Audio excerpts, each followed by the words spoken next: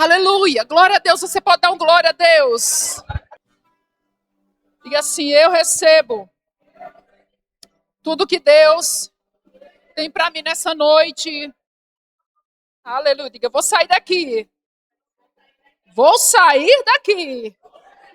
Cheio do Espírito. Amém. Glória a Deus. Aleluia. Boa noite, queridos. Queridas, boa noite. Glória a Deus. Que bênção estar aqui. Que bênção poder ministrar a palavra de Deus. Ela é viva, ela é eficaz, ela é poderosa. Ela é tudo que nós precisamos. E no meio das dificuldades, no meio dos temporais, no meio das adversidades, é a palavra que muda a nossa vida. É a palavra que muda a circunstância. É apenas a palavra que pode trazer uma mudança real e definitiva nas nossas vidas, nas nossas circunstâncias. Amém? Glória a Deus. Queridos, enquanto orava por nós essa noite, soltou uma palavra no meu coração. E não sei se vou ministrar tudo, né, que o Senhor trouxe para mim, mas quero seguir a direção do Espírito nessa noite. Amém? Realmente trazer um alimento espiritual para cada um de nós. Amém? Então, conecta teu coração com o Senhor, conecta teu coração com a palavra, porque certamente Deus vai falar com você. Amém? Quando nós temos expectativa e criamos realmente uma expectativa em Deus, não tem como a gente sair do mesmo jeito. Aleluia! Então, eu queria falar um pouquinho sobre o propósito da vinda, né, de Jesus na Terra. A gente pode, se a gente for parar para ensinar tudo, falar tudo, a gente não teria realmente tempo para isso, né? Mas a vinda dele tem uma grande e fundamental importância para a nossa vida. E tem várias, vamos dizer assim, a vinda dele tem uma amplitude muito grande do seu propósito. Mas hoje nós vamos falar apenas de 3 delas. Diga 3. Apenas 3, tá? Mas quando Jesus veio, ele não veio para si mesmo, ele veio por nós, por cada um de nós, cada um que está aqui. E quando nós entendemos o propósito dessa vinda dele e vivemos aquém daquilo que ele fez por nós e está fazendo por nós, nós vamos ter uma vida diferente, um olhar diferente, uma maneira diferente de viver, tá? Então, como eu já falei aqui, Jesus, ele veio com um propósito, né? E esse propósito foi amor, né? E obediência. Amor por nós e obediência a Deus. Deus precisava de alguém para salvar o mundo. Ele precisava de alguém justo e perfeito para salvar o mundo. E ele enviou, não tinha ninguém para enviar, ele enviou seu filho, né? E ele enviou seu filho para nos redimir dos nossos pecados. Mas quando a gente aprende o evangelho, quando a gente chega na igreja, né, a gente pensa que Jesus veio apenas nos salvar dos nossos pecados. E a gente fica assim, glória a Deus por isso, né? Íamos para o inferno, ia para a perdição, não tínhamos expectativa e esperança nenhuma. E ele vem, e graças a Deus, pela salvação. Nós costumávamos dizer, pelo passaporte para entrar no céu, né? Para você entrar em algumas nações, nos Estados Unidos, você precisa de um passaporte. A gente falava que para entrar no céu precisa de um passaporte, e esse passaporte apenas Jesus dá, né? Isso já é bom demais, mas diga, tem mais coisas. E hoje não dá para falar tudo, mas como eu já disse, vou falar apenas umas coisinhas. E sabe, queridos, a gente às vezes pensa que a vinda de Jesus, ela aconteceu, né? A vinda de Jesus à Terra, ela aconteceu como assim um acidente. Tipo assim, o plano estava traçado, Deus fez um plano, o plano não deu certo, o homem pecou, e como o plano deu tudo errado, aí Deus meio que de última hora ali arranjou um esquema com Jesus ali, e eles se organizaram, e ali via Jesus para dar tudo certo, e aquela correria no céu, e aquela improvisação no céu, e vai. Não. A vinda de Jesus não foi um plano improvisado de imediato depois que Adão peca. A Bíblia diz lá em Apocalipse, acho que capítulo capítulo 13, verso 8, não precisa abrir, a Bíblia diz que Jesus ele foi morto antes da fundação do mundo. Aleluia. Isso é o mistério de Deus, a preciosidade da onisciência de Deus. Jesus, o plano da morte do Cordeiro de Deus já foi preparado, projetado, antes mesmo de você nascer. Antes mesmo de eu e você nascermos, antes mesmo de Adão ser criado, o plano de redenção já estava pronto. Vamos dizer assim, a maquete, né, já estava programada. Então, Jesus não veio resolver um acidente, um problema que Deus teve de última hora. Jesus veio dentro de um plano na eternidade que foi feito em Deus, em nosso favor, por amor de nós, muito antes de nós nascermos. Aleluia, isso é algo tremendo. Saber que Deus está no controle, amém, das nossas vidas, no controle da nossa história, no controle da nossa existência, sabe, nada vai fugir da sua visão. Ele já viu e projetou todas as coisas antes de nós pecarmos, antes mesmo de nascermos, ele já tinha um plano. Aleluia. Então, Jesus, ele veio na plenitude do tempo. Jesus veio na hora certa. Jesus não estava ali vindo, cambaleando, ver se conseguia dar certo alguma coisa. Não, ele veio dentro de um propósito exato, no tempo certo, na hora certa, da maneira certa, fazer algo tremendo e poderoso. Ele veio. E a vinda dele foi muito bem projetada por Deus. A Bíblia fala, queridos, que lá em Atos capítulo 4, versículo 12, diz que, não precisa abrir esse texto também, depois a gente vai abrir outros, mas este, apenas por citação, diz que em nenhum outro há salvação. Ou seja, Jesus é a única porta de entrada para Deus. Jesus, quando declarou, eu sou o caminho, a verdade, a vida, ele estava dizendo, eu sou a única entrada para Deus. Então, meu irmão, não se engane, quando você tiver sendo tentado a olhar para a direita ou para a esquerda, ou você estiver evangelizando, você pode ter uma certeza dentro do seu coração que não existe dois caminhos, não existe, né, outros caminhos para Deus. Tem gente que fala, existem muitos caminhos para Deus, né?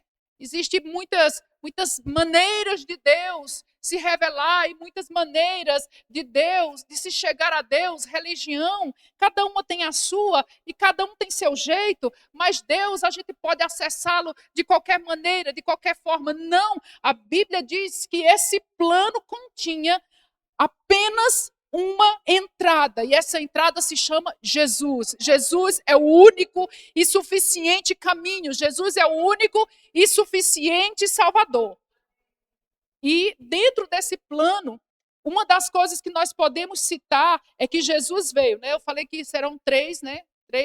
Vamos dizer assim, 3 propósitos de sua vinda, apenas hoje, mas existem inúmeros. E um deles é, Jesus ele veio para nos libertar da natureza do pecado e nos tornar filho de Deus. E isso, quando nós entendemos isso e andamos assim, nós estamos trazendo dignidade para Jesus. Nós estamos dizendo, obrigado, Senhor, pelo que o Senhor fez por mim, e eu quero viver tudo isso que o Senhor fez por mim. Eu não vou deixar passar. Eu não vou deixar isso aqui nessa existência da terra, estar lá disponível e eu não viver isso.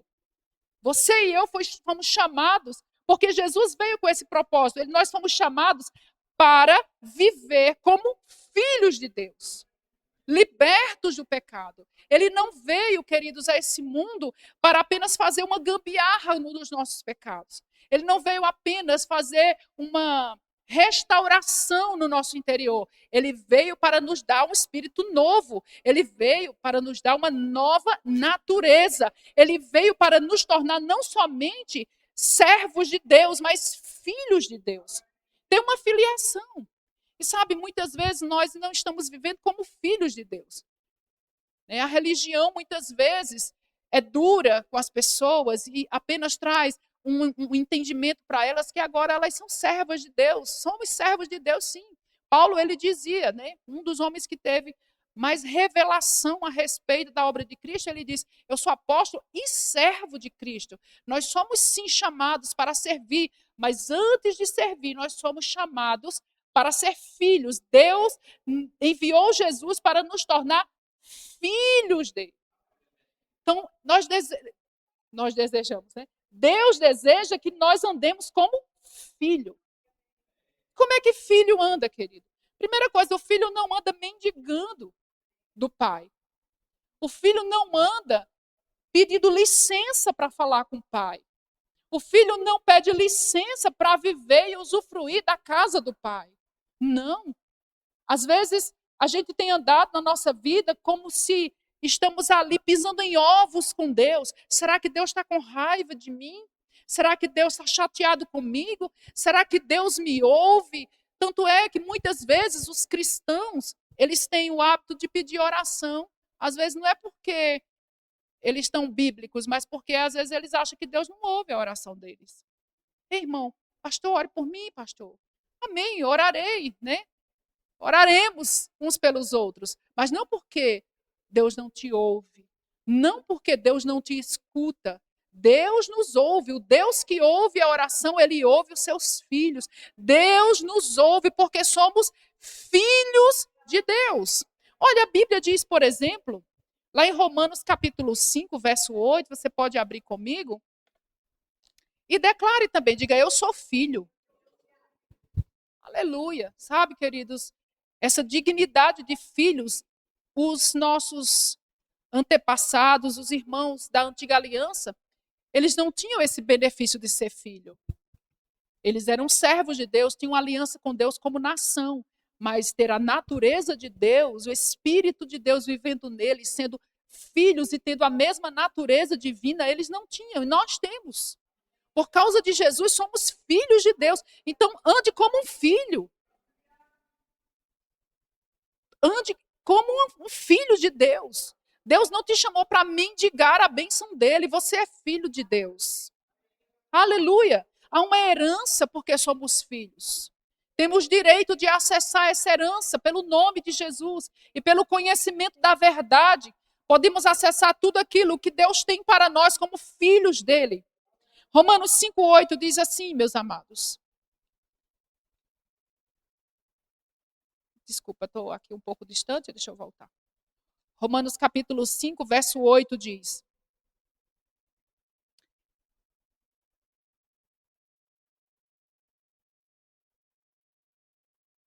vamos ver do 7.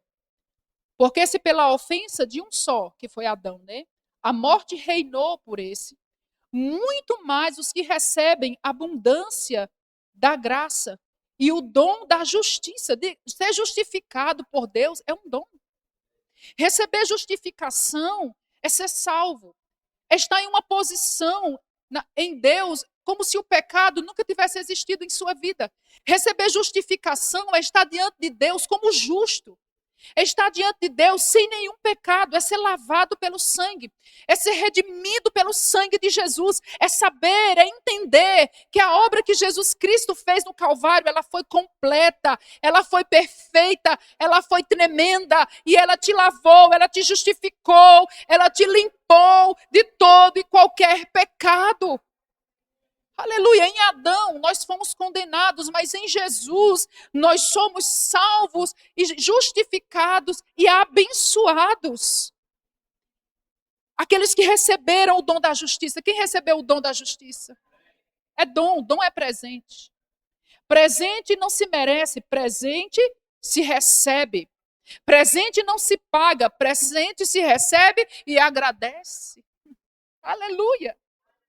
O que vai acontecer com essas pessoas? Eles reinarão em vida por meio de Jesus Cristo. Por que eles reinarão em vida? Porque uma vez que foram feitos filhos do Deus Altíssimo, esses mesmos agora reinam como Jesus reina. Nós agora podemos ser reis debaixo do reinado do Senhor Jesus. No versículo 8 diz: pois assim como a ofensa de um só veio juízo sobre todos os homens para condenação, assim também, por um só ato de justiça, veio a graça sobre todos os homens para justificação que dá vida, queridos. Não importa o pecado que aconteceu. Não importa o que você fez. Depois de Cristo, há uma justificação. E essa justificação veio pelo sangue. E por causa disso, você é filho. A Bíblia diz lá em João, capítulo 3, verso 16. Vamos ver isso. João 3,16. Tão conhecido, né? Talvez você está pensando aí, para que abrir João 3,16? Eu já tenho ele de cor. Mas tem aqueles que não têm de cor ainda. João 3,16 diz assim, queridos. Vamos ver do 15. Para que todo aquele que nele crê não pereça, mas tenha a vida eterna, ou seja, tenha a imortalidade em si. Você já tem potencialmente dentro de você a imortalidade. E no dia da vinda do Senhor, ou no dia da ressurreição dos mortos, essa imortalidade, ela vai sair, ela vai suplantar a vida mortal do corpo, e você receberá um corpo glorificado. A vida eterna fala, a imortalidade fala de um corpo que nunca morre, nunca adoece, nunca envelhece. Oh, queridos, isso é glorioso. Pode ser que hoje você esteja talvez padecendo com alguma doença, alguma enfermidade, ou lidando, ou lutando, né? Alguma batalha fisicamente, mas, querido, o que está por vir, o que te espera é a imortalidade do corpo. Aleluia. É a vida eterna. Verso 16, porque Deus amou o mundo de tal maneira, oh aleluia, que deu o seu Filho unigênito, para que todo aquele que nele crê não pereça, não morra, mas tenha vida eterna. E essa vida é a vida do próprio Deus. Não é apenas uma vida biológica, é uma vida espiritual. E essa vida habita em todo aquele que é filho. Jesus veio para que você tenha vida. Essa vida em você. No versículo 17, ele termina dizendo, concluindo eu dizendo, porque Deus enviou o seu filho ao mundo, não para que condenasse o mundo, mas para que o mundo fosse salvo por ele. No momento em que você é salvo, que você recebeu Jesus, você recebeu a natureza de Deus. Por isso que a imortalidade habita dentro do seu espírito. Porque você nasce de novo, não de uma semente corruptível. Você nasce de novo de uma semente incorruptível, que é a palavra de Deus. A palavra de Deus, junto com o Espírito Santo, gerou em você a natureza divina. Por isso que o que habita em nós agora, em Cristo Jesus, não é mais aquela natureza de pecado. Agora, com essa nova natureza em Cristo Jesus, você agora não ama mais o pecado. Você agora não gosta mais do pecado. Você agora se entristece com o pecado. Agora o pecado te incomoda. Aquilo não cai bem em você. Porque há uma natureza divina, santa, que habita em você. Isso fala de filiação. Sabe, queridos, quando um crente, um cristão, ele está conformado com o pecado, ou ele não nasceu de novo, ou ele não tem a vida, a natureza de Deus, ou ele está com sua mente corrompida. Sabe, porque o pecado agora, ele não faz mais parte dessa vida. O Filho de Deus, ele tem uma repulsa ao pecado. O Filho de Deus, aquele que é nascido de novo, ele não quer mais viver aquela velha vida. E a Bíblia diz que as velhas coisas, elas ficaram para trás. Agora nós andamos e vivemos em novidade de vida. O que isso quer dizer? É que a cada dia nós crescemos, a cada dia nós melhoramos, a cada dia nós podemos ser assim como a Bíblia diz, como a luz da aurora. Ela vai melhorando, ela vai crescendo, até ser dia perfeito. A proposta de Deus é que a gente cresça. O trabalho do Espírito Santo hoje na terra é transformar a nossa natureza velha em natureza divina de uma forma plena. O trabalho do Espírito Santo é transformar, é mudar-nos por dentro, a ponto, queridos, de cada dia você parecer mais com Jesus. Eu parecer mais com Jesus. Quando a gente nasce de novo, a gente se torna filho de Deus de forma potencial. Existem as promessas que elas são potenciais, vamos dizer assim, dentro da gente. Você nasce de novo, eu nasci de novo, eu nasci de novo. Só que quando a gente chega a Cristo, a nossa mente precisa ser transformada. Vocês já sabem disso. Então a gente vai o quê? Crescendo. A gente vai o quê? Melhorando. A gente vai amadurecendo. A Bíblia fala de fases de crescimento espiritual, não é? A Bíblia é muito clara que quando a gente nasce de novo, nós somos bebês espirituais e a gente tem que ter paciência com os bebês espirituais. Eu estava esses dias me lembrando quando eu nasci de novo. Eu acho que quando eu nasci de novo, eu estava com meus. Nasci de novo de verdade, eu acho que eu estava com meus 14 anos, por aí. E eu me lembro da fase em que eu nasci de novo, da fase em que eu cheguei no Rema, aos 18 anos, da fase em que eu terminei a escola, depois me casei, depois fiz a escola de ministro, tive filhos. Eu pensando em toda a vida que já vivi com Deus, e, cara, eu olhando para trás, eu falo, realmente eu era um bebê espiritual. Quando a gente é bebê espiritual, a gente não tem noção das besteiras que a gente faz. Quem nunca fez uma besteira espiritual? Né? Quem nunca se comportou de forma inadequada? Não é? Se você nunca fez isso, eu vou dizer, você precisa impor as mãos em todos nós aqui. A Bíblia fala de um processo, de uma carreira, e todos nós estamos nesse processo. E é importante a gente ter paciência conosco, porque nós estamos crescendo, não é?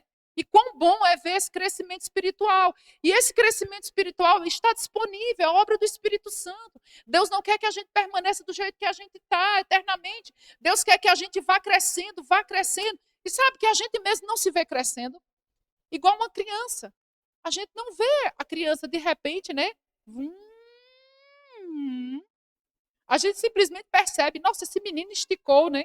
Esses dias eu estava olhando o Pedro, eu falei, meu Deus, Pedro esticou. O que foi que aconteceu? Às vezes as crianças passam 15 dias sem vir na igreja porque os pais estão de férias, ou alguma coisa, né? Os pais não vieram. Uma semana depois, esse menino esticou. O pai e a mãe não viu. Ninguém vê, mas de uma forma invisível há um crescimento. Da mesma forma somos nós. A gente não vê o nosso crescimento, mas as pessoas que estão de fora, elas podem perceber e dizer, você já não é mais a mesma pessoa. Você já não é aquela casca dura que você era. Você já não é tão carnal como você era. Você já não se irrita tão fácil. Eu vejo que você está mais paciente, não é assim? Então, o Espírito Santo vai trabalhando em nós. Isso é algo que os filhos usufruem. E Jesus veio para isso. Então, quando você pensar na vinda de Jesus, você pensa, ele não veio só para eu ir para o céu. Ele veio para que eu seja transformado em um pequeno Cristo aqui na terra. Ele veio para que eu possa experimentar um avanço espiritual, uma melhora de vida, para que eu possa experimentar um crescimento, sabe? E esse crescimento ele está associado com o conhecimento de Deus. Isso é muito interessante. Porque quando a gente passa a conhecer a Deus como nosso Pai, a gente passa também a crescer. O nosso crescimento está totalmente interligado com o conhecimento, com o relacionamento que a gente tem com Deus. Então é impossível ver um crente que está conhecendo o Pai e você não vê que ele está crescendo. Geralmente aquele crente que não está crescendo é porque ele não está tendo um relacionamento adequado com Deus. Porque o relacionamento com Deus nos faz crescer. Aleluia! A Bíblia diz, ainda dentro desse quesito, né, que ele veio nos libertar da natureza do pecado e nos tornar filhos. Lá em 1 João capítulo 4, versículo 9, diz assim. Diga, eu sou filho. Diga assim, eu não sou filho de chocadeira. Sabe que os pintinhos são filhos de chocadeira? Para poder reproduzir, as galinhas não dão conta e eles põem as chocadeiras. Se eu estou errada, me corrijam, mas tem as chocadeiras nas indústrias, né, de frangos. E as chocadeiras vão fazendo lá o trabalho, né, que a galinha poderia fazer, e os pintinhos nascem sem pai e sem mãe. São filhos de chocadeira. Mas nós não somos filhos de chocadeira, nós somos filhos de Deus. Diga, eu tenho uma identidade. Diga de novo, eu tenho uma identidade. Diga de novo, eu tenho uma identidade divina. Aleluia! Sabe que o que está em você, meu irmão, minha irmã, não é só normal, não é só carnal, quando eu falo assim físico. Você não é só a carinha de papai e de mamãe fisicamente. Você tem uma natureza divina. Você é a carinha de papai do céu, viu? Diga assim, eu sou a cara de Deus. Por isso que sou bonita assim. Oh, alguns irmãos já disseram. Você é lindo por dentro, querido. Quando nós formos transformados em nosso corpo espiritual, nós vamos ser muito bonitos, viu? Aqueles que estão fora da dieta vão tudo entrar na dieta. Ou como almeja esse dia, né? Vamos receber o corpo slim. Não é não? Hã?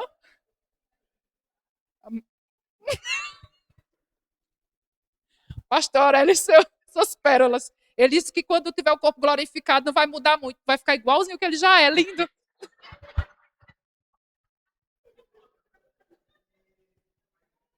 Pode, Márcio, um negócio desse. Vamos ler a Bíblia, irmão. Amém, pastor. Isso mesmo. Tem que ter autoestima. Vamos lá. Primeiro de João, capítulo 4. Aleluia. Glória a Deus. Isso aí. Capítulo, tem que rir um pouquinho. Capítulo 4, verso 9. Olha que coisa maravilha. Verso 9 e verso 10. Diz assim. Glória a Deus. Vamos ler. Todos abriram? Nisso se manifestou o amor de Deus. Olha isso. Para conosco. De que Deus enviou o seu Filho unigênito ao mundo. Não para que por ele viveu. Desculpe. Deus enviou. Vou começar do 9. Nisto se manifestou o amor de Deus para conosco, que Deus enviou seu Filho unigênito ao mundo, para que por ele vivamos. Verso 10. Nisto está o amor, não em que nós tenhamos amado a Deus, mas que ele nos amou e enviou seu Filho para a propiciação, por propiciação pelos nossos pecados. Então veja aqui, Deus envia o seu filho com um propósito, para fazer o seu filho propício a levar os nossos pecados e nos dar uma nova natureza, onde nós somos hoje libertos do pecado. O pecado não pode nos dominar. É para isso que ele veio. Também para isso. Diga, o pecado não tem domínio sobre mim. Eu fui liberto em Cristo Jesus. E para isso, ele veio. Para isso, ele veio. Outro ponto importante, por que Jesus veio a esse mundo? Tá? Ele veio me fazer filho e filha.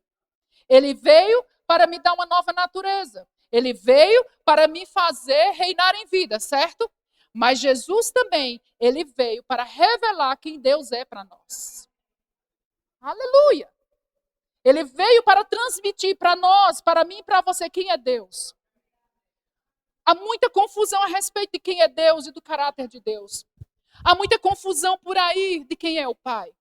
Há muita nebulosidade na mente das pessoas do mundo a respeito do Deus Altíssimo, Deus Criador. Quem é Deus? Qual é a sua vontade? O Deus Altíssimo, Supremo, Soberano, Poderoso, ele é todas essas coisas. Mas às vezes isso está muito nebuloso na mente das pessoas. Qual é a vontade desse Deus? O que ele quer de nós? Qual é o seu propósito? Qual é o seu plano? Por que ele não se manifesta? Por que ele não aparece? Sabe, a Bíblia dá todas essas respostas. E a Bíblia diz que quando ele envia seu filho, ele também envia para mostrar e demonstrar quem ele é. Aleluia! Uma das coisas primeiras que eu aprendi no Rema é que se eu quero conhecer a Deus, eu devo olhar para Jesus Cristo.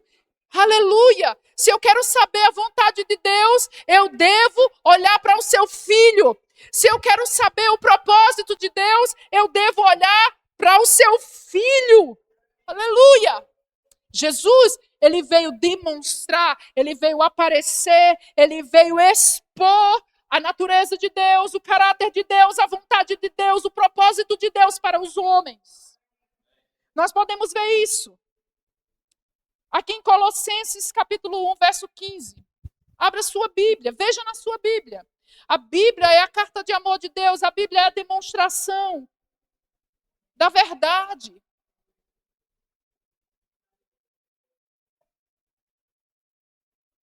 Colossenses capítulo 1, verso 15. Vou esperar vocês abrirem. Glórias. Como a vinda de Jesus é tremenda. Aleluia, graças a Deus que ele veio. 1,15 diz assim. Eu posso ler um pouquinho antes? Eu tenho essa mania, né? Meu Deus do céu, parece que virou mania. Eu digo 15, aí quando eu abro a Bíblia, vamos para o 13. Mas tá tudo bem para você? É porque a gente lê mais a Bíblia, a gente fica mais afiado. Vamos ler do 12, então, já que vocês estão felizes. Gente, isso é tremendo! Olha só. Dando graças ao Deus e Pai que nos fez idôneos. Quem sabe o que é idôneos? Capaz. Eita, nunca pense assim. Nunca deixe o diabo mentir para você. E dizer para você assim, eu não mereço. Em você mesmo você não merece, não. Mas em Cristo você foi feito idôneo. Olha isso. Idoneidade foi transmitida em Cristo. Posicionalmente, recebemos essa idoneidade. De quê? Ele nos fez idôneos de participar da herança dos santos. Oh, aleluia! Ao se tornar filho, nos tornamos herdeiro. Há uma herança dada-nos por Jesus. E ele veio para transmitir isso. E a dignidade para tomar posse da herança também foi dada. Meu Deus do céu. Obra completa, redentiva, expiatória, maravilhosa em Cristo Jesus. Fomos feitos idôneos a participar da herança dos santos. E versículo 13 diz: Ele nos tirou da potestade das trevas. Satanás perdeu o lugar dele em nossa vida. Satanás perdeu o lugar na tua vida, querido, porque você foi feito idôneo a participar de uma herança onde vocês têm autoridade espiritual e que Satanás não pode mais reinar sobre você. Jesus veio para isso também. Também. Não é só para você entrar no céu, não. Também para entrar no céu. Mas para te dizer que você é digno de participar de uma herança em Cristo Jesus. E essa herança tem muita coisa, né? Mas vamos aqui. Ele nos transportou espiritualmente do império das trevas para o reino de Deus. Verso 14 diz: em quem nós temos a redenção, ou seja, o pagamento do pecado estabelecido e feito. Redenção significa pagar o preço de uma dívida. Alô? Redenção significa pagar o preço de uma dívida. Quem era devedor? Aqui, a Deus. Vixe, todos nós éramos devedores. Mas a Bíblia nos diz que Jesus foi lá na tua dívida e pagou. Sabe aquele cobrador chato? Quem já teve uma dívida no banco e o telefone ficou cobrando? Não levante a sua mão, não precisa. Mas quem deve a banco, ô negocinho chato. Parece que eles colocam um despertador assim, ó, no telefone deles, assim, porque eles ficam ligando sem parar. Não é? Satanás fica cobrando sem parar para os crentes desavisados. Para os crentes que não conhecem a verdade da palavra de Deus, ele fica ligando na mente, dizendo: olha o que tu fizesse. Olha que qualidade que tu é. Olha que qualidade de gente que tu é. Ó, tu não merece, não. Tu não pode participar disso, não. Tu não vale nada mesmo. Tu é um pecador. Tu é um miserável mesmo. Tu não vale. Tu lembra do que tu fizesse? É isso que ele faz. É o cobrador. Só, queridos, que quando a gente tem a nota quando a gente tem a duplicata paga e o cobrador liga, a gente fica ousado. É o quê? Não devo nada, não. Quando eu mudei meu telefone, o número do meu telefone para cá, para o Paraná, Gente, até hoje o povo liga atrás de um tal de Alisson. Gente, no começo, eu falei, gente, devia ser um Alisson o dono desse celular. Mas olha, Caixa Econômica, Bradesco, Banco do Brasil, lojas de Maringá. Gente, esse povo me ligava. É Alisson. Eu falei, não tem Alisson aqui. Não sou Alisson. Né? Agora diminuiu mais, mas de vez em quando eles continuavam a ligar. Eu ficava pensando, mas não disse que prescreve a dívida com 5 anos? Já fazia 7 e o povo liga atrás de Alisson. Mas voltando aqui para o nosso exemplo bíblico. Às vezes o inimigo fica te lembrando de coisas lá de 30 anos atrás, de 40 anos atrás. Ou até, eu posso te dizer, da semana passada, onde você já pediu perdão para Deus, já confessou seu pecado, ele fica te ligando. Mas quando você tem consciência da redenção, você fala, é o quê? Não, aquela ali, Não, ali é a velha criatura, não sou eu mais não. Ligou errado. Satanás, você ligou errado. Aquela pessoa, ela não existe mais. Morreu, foi enterrada e não vai ressuscitar, não. Sabe, ninguém cobra dívida de um morto. Quando a pessoa morre, a dívida, ela, como é o termo que usa na jurisdição? Tem advogados aqui. Prescreve, porque o morto está morto. Em Cristo Jesus, você foi morto, o velho homem, ele foi morto. Você não está mais vivo, você morreu. E agora quem vive é um novo homem, uma nova criatura, para viver em novidade de vida. Oh, aleluia! Aquele que não conheceu o pecado, Deus o fez pecado por nós, para que nele fôssemos feitos a justiça de Deus. Porque em Cristo Jesus nós fomos feitos um novo homem, uma nova mulher. Aleluia! E eu te digo outra coisa, não se paga conta 2 vezes, não. Eu estava dando aula uma vez numa escola, e o pessoal era do primeiro ano, ainda não tinha pego, né, assim, a matéria Realidades da Nova Criação. E eu falei lá, eu estava dando, acho que, não sei que matéria, mas sei que eu soltei assim, gente, ninguém paga dívida 2 vezes. Quem aqui já pagou uma dívida 2 vezes? Aí teve um irmão que levantou, eu. E a turma caiu na risada, mas ele pagou 2 vezes. Pô, lezeira mesmo. Por lezeira, segundo a versão do pastor Aurélio, capítulo 1, verso 2, por lezeira, né? Então, querido, não seja leso espiritualmente. A sua conta foi paga, você não tem que pagar nada, não. Você não deve nada ao diabo, não. Foi para isso que Jesus veio, para pagar a tua conta, para pagar a tua dívida. Eu gosto de pensar que a dívida que tinha lá no Velho Testamento, como ela era redimida pelo sangue de bodes e de bezerros, era uma dívida que ela não era paga apenas o juro. Quando você deve ao banco e você não quer que a dívida aumente, você vai pagando o juro. Mas a dívida está lá. Quem está entendendo? Não é? Mas em Cristo Jesus, queridos, não foi pago o juro, foi paga a conta. Jesus assinou o cheque, se ainda existe, né? Hoje não existe mais cheque, mas Jesus já assinou o cheque com o sangue dele e falou assim, ó, tá paga a conta, você não vai cobrar nada dele e dela não, sabe, queridos? Jesus veio para que você seja liberto da condenação do pecado na sua vida, seja liberto da carne, seja liberto do pecado. Deus nos chama para viver em santidade de vida. A santidade é um poder espiritual sobre as nossas vidas, querido. Você quer autoridade espiritual, você quer ousadia espiritual, anda em santidade. A santidade te coloca num patamar de autoridade espiritual, onde o diabo ele vai te conhecer, ele vai ter medo de você. Nós temos essa autoridade. Aleluia.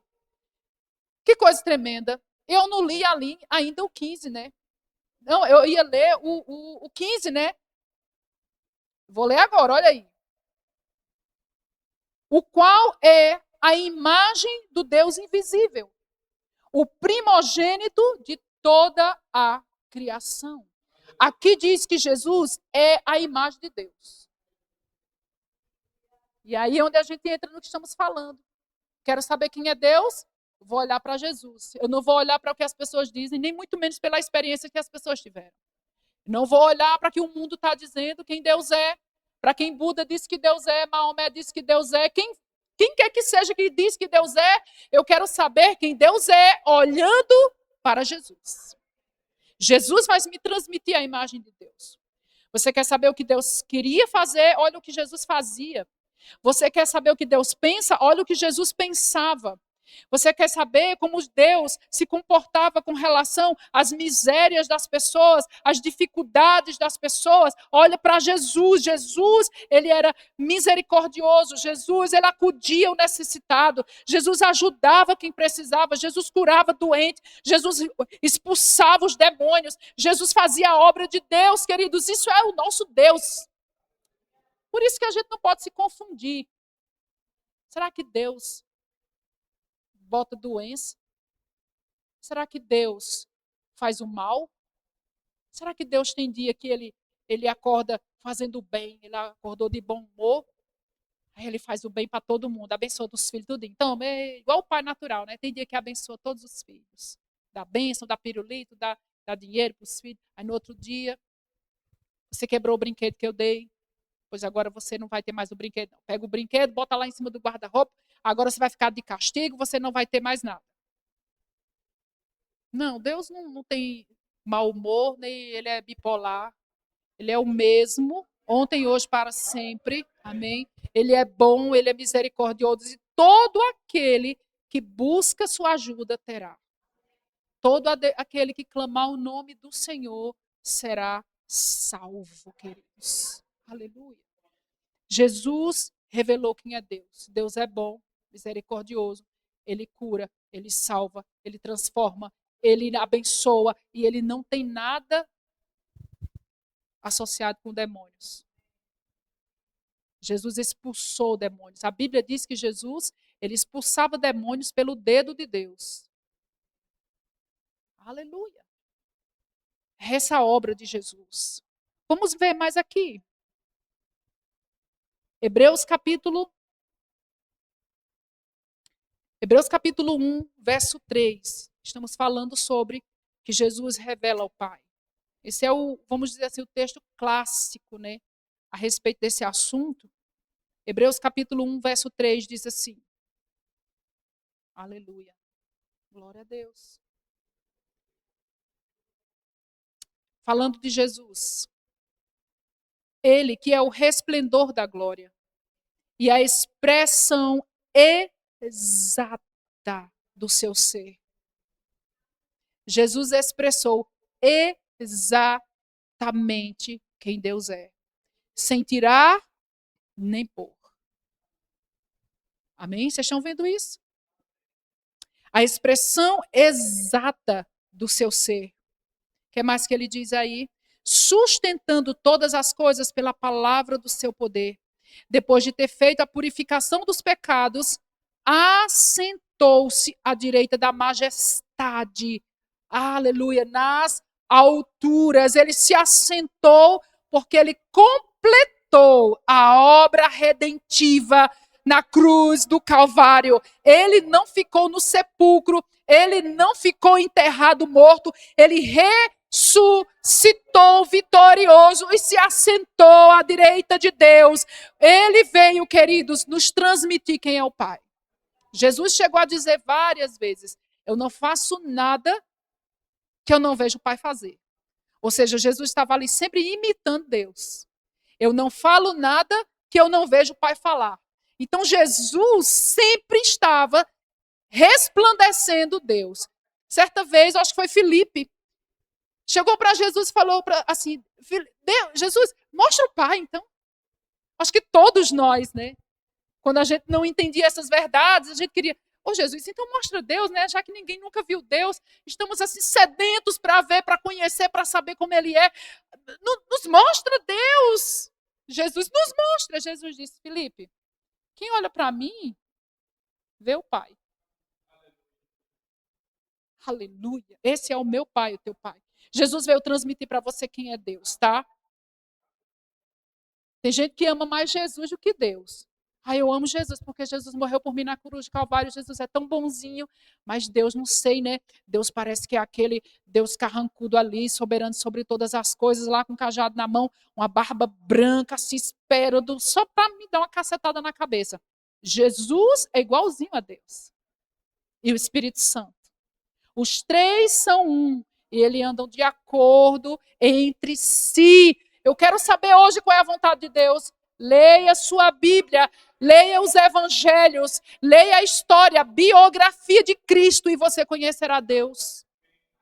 Aqui tem Mateus, Marcos, Lucas e João. É a maior biografia do mundo, do planeta Terra. Leia hoje. Olhe para ele, o Cordeiro de Deus que tira o pecado do mundo. Olhe e conheça Jesus e você conhecerá Deus. Você conhecerá o Pai e saberá quem é o Pai. Terceiro ponto e último, né, que eu já estou ultrapassada do tempo. Não o último dos últimos, porque existem vários motivos além desses. Mas o terceiro que nós propomos aqui nessa noite. Jesus ele veio para destruir o poder de Satanás. Aleluia. A Bíblia diz em Hebreus capítulo 2, verso 14. O livro de Hebreus é tremendo, né? Sou apaixonada pela carta aos Hebreus. Hoje eu pedi, Sérgio, me dê todos os livros aí que tem em casa que fala sobre a carta aos Hebreus. Eu quero estudar tudo. Hoje eu comecei a estudar o livro de Hebreus e eu fico, meu Deus, o que é isso? É tremendo. Paulo é muito bom, né? Teve, vamos dizer assim, grandes revelações, realmente. Não, mas o escritor de Hebreus, para aqueles que acham que foi Paulo que escreveu Hebreus, né? Mas eu te digo, ninguém sabe quem escreveu Hebreus. Tá? Ninguém sabe. Cada um tem seu palpite, mas é anônimo, o livro anônimo. Os estudiosos ficam tudo assim, se coçando para vir falar aqui. Foi Paulo, foi Barnabé, foi Apolo. Bom, vamos ficar quietos, senão a gente vai. O importante é que foi o Espírito Santo que escreveu aqui e diz assim, Hebreus capítulo 2, verso 14, visto, pois, que os filhos, diga, eu sou filho, tem participação comum de carne e sangue, destes também ele igualmente participou. Olha só. Todos nós estávamos em pecado, todos nós éramos indignos diante de Deus, todos nós, sem exceção, até o pastor Aurélio, que é o mais bonito de todos. Todos nós não tínhamos dignidade para estar na presença do Pai. E para dar diante de Deus precisava ser justo. Mas não podia ser justo como qualquer um. Tinha que ser um ser humano justo. Só que já tinha sido profetizado e declarado, não há um justo sequer. Não há ninguém que busque a Deus, de Adão até hoje. Não havia um justo que sequer. Ninguém tinha essa dignidade. Então, Jesus, eu vou fazer um teatro, certo? Todos prestem atenção. Jesus se propõe, Pai, eu irei morrer por eles. Mas aí Jesus, ele era Deus. Você não acha que seria moleza demais, não? Um Deus, simplesmente como Deus vir e destruir Satanás? Alô, você está prestando atenção? Bastava assim, ó, Jesus fazia assim. Já destruiu o diabo. E aí era muito fácil. Mas a gente permanecia na mesma. Precisava ser um ser humano justo. Eita, é aí que está o problema. Satanás reinou todo esse tempo, todos esses séculos, porque ele estava ali, no cume da autoridade, massacrando todo mundo, porque afinal de contas, todo mundo era escravo do pecado, todo mundo estava com a nota promissória lá e o Serasa ligando. Então a gente permanecia do jeito que estava, sofrendo. O livro de Hebreus diz que os filhos, eles nascem de carne e de sangue. Nós nascemos nesse mundo e entramos nesse mundo porque nós temos um corpo. Nós nascemos de carne e sangue. Nós temos carne, osso e sangue. Mas somos, vamos dizer assim, éramos inimigos de Deus. Na carne existe uma natureza de pecado, a Bíblia diz. Então, Olha o que diz aqui. Visto que os filhos têm participação comum de carne e sangue, destes também ele igualmente participou. Ele quem? Jesus. O que ele fez? Ele se despojou, se esvaziou da sua divindade, ou seja, ele colocou de lado o ser Deus, amém, queridos? E ele encarna num corpo humano. E agora ele passa a se tornar ser filho do homem. Porque ele podia muito bem ser só filho de Deus. Mas ele se torna filho do homem para se identificar conosco.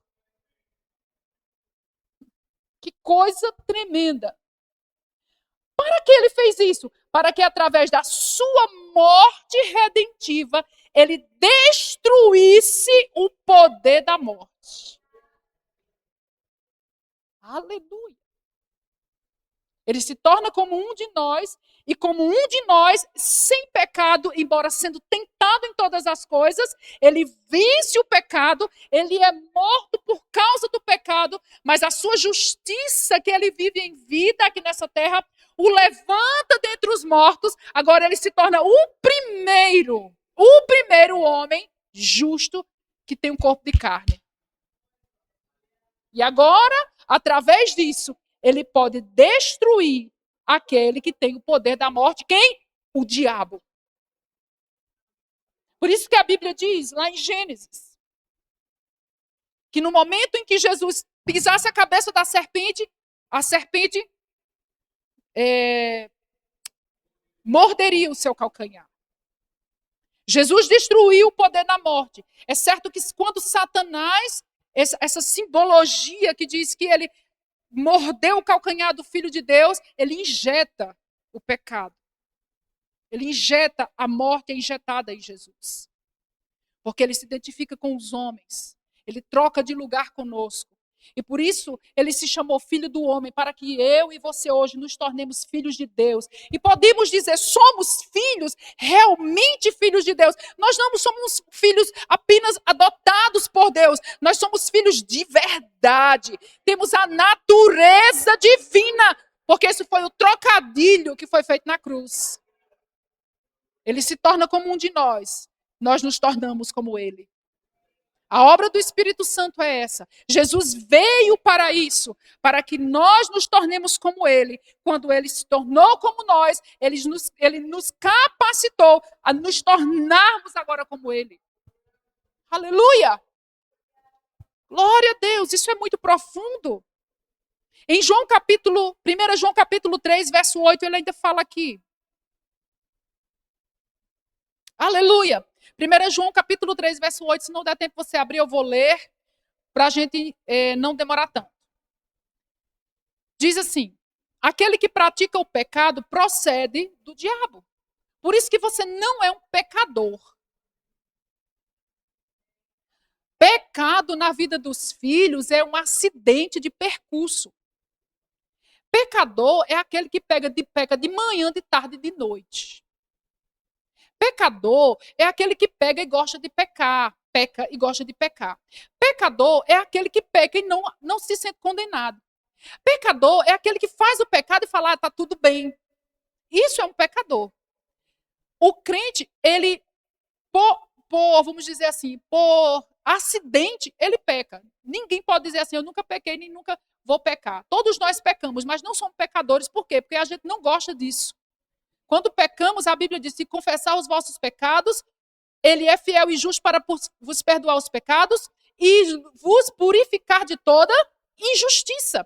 Então, pecou, o crente peca, imediatamente confessa o pecado, deixa que o sangue de Jesus te lave, te purifique, te torne novamente na mesma posição em que Jesus te colocou. E sabia que isso é o motivo da Santa Ceia? Você acha que Jesus estabeleceu a Santa Ceia por quê? A Santa Ceia é um momento em que a gente faz a reparação de como a gente está vivendo. Por isso que ele diz, no momento da ceia, que nós devemos examinar a nós mesmos. Por quê? Porque no momento do exame, a gente vai estar aqui analisando, cada um de nós, a si mesmo, se nós estamos andando conforme a aliança. E o que ele diz? Examine-se o homem a si mesmo e depois coma do pão e beba do cálice. Chegou no momento da ceia, eita, Senhor, pequei, isso aqui não foi certo. Arranhou dentro de mim, eu não me comportei certo, eu errei, me perdoa. Em nome de Jesus, eu recebo teu perdão, me lava com teu sangue. Chega, toma da ceia, né, come do pão, bebe do cálice, e está zerado de novo. Amém? Aquele versículo de João é justamente a reparação dos pecados diários dos crentes. Mas isso não diz que nós somos pecadores. Amém? É a mesma coisa, por exemplo, de eu chegar aqui e falar assim, gente, eu sou,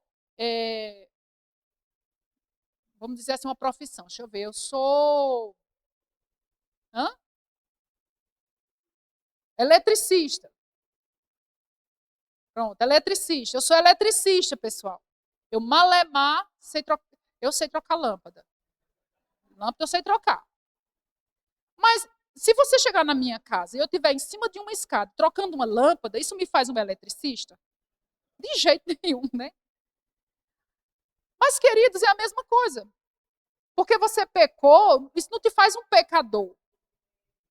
Agora, se você chega para um eletricista e fala assim, ó, houve um curto-circuito na minha casa, apagou tudo, saiu um cheiro de queimado, o eletricista chega lá, ele está habituado, ele resolve tudo, porque ele é eletricista de manhã, tarde e noite, ele ganha dinheiro em cima daquilo, é a profissão dele, amém? Ele sabe de tudo, é a prática, vamos dizer, dele diária.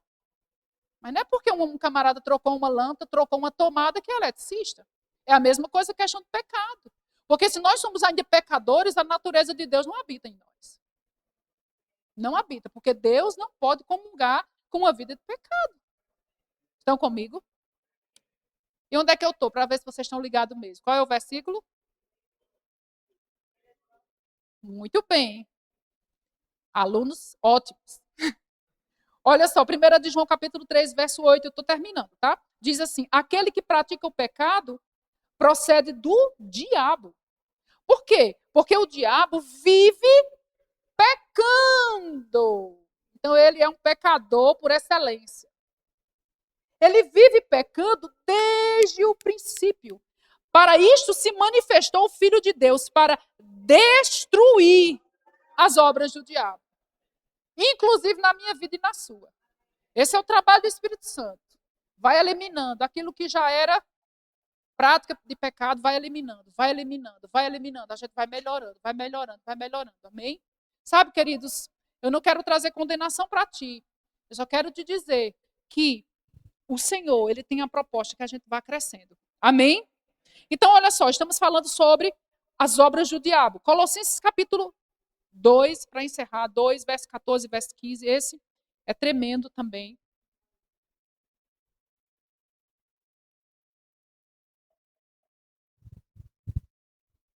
Colossenses 2, 14 e 15 diz assim. Glórias a Jesus. Oh, Jesus querido. Realmente, quando a gente canta, não há ninguém como ele, não há.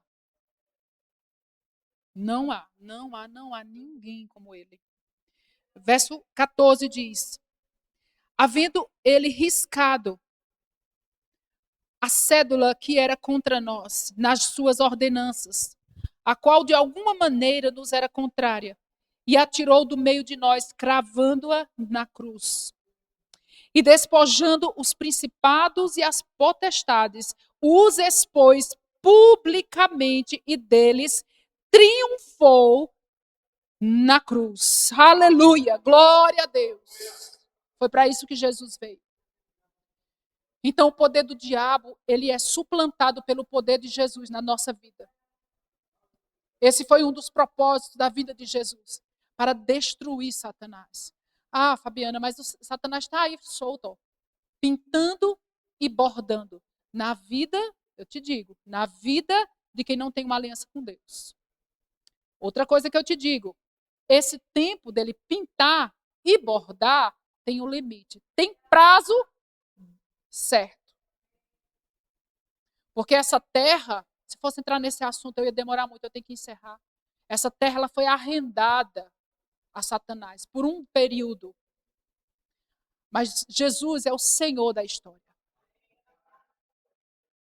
Haverá um momento, queridos, que Deus vai dizer, ponto final. E Satanás será lançado no lago de fogo com seus anjos rebeldes.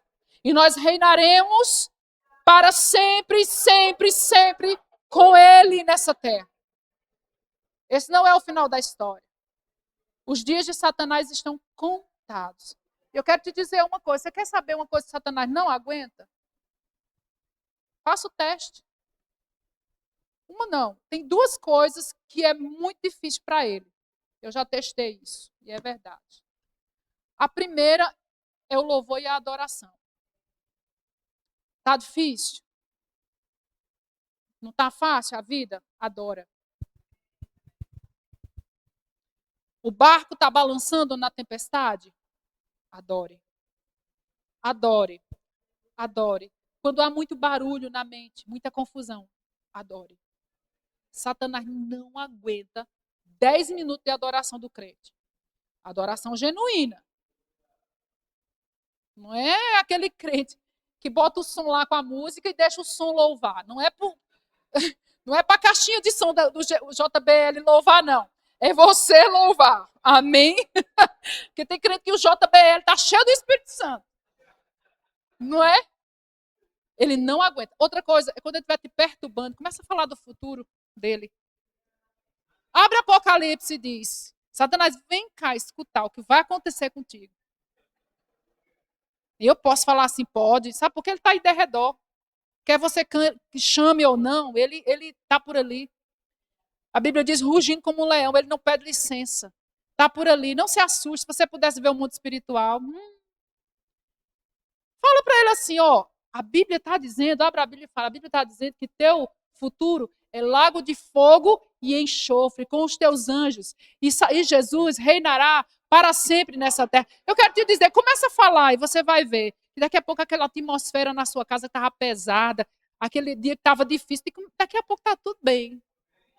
Porque ele não aguenta ouvir o seu futuro. Então, em resumo, nessa noite, querido, Jesus veio para te fazer filho e te libertar do pecado.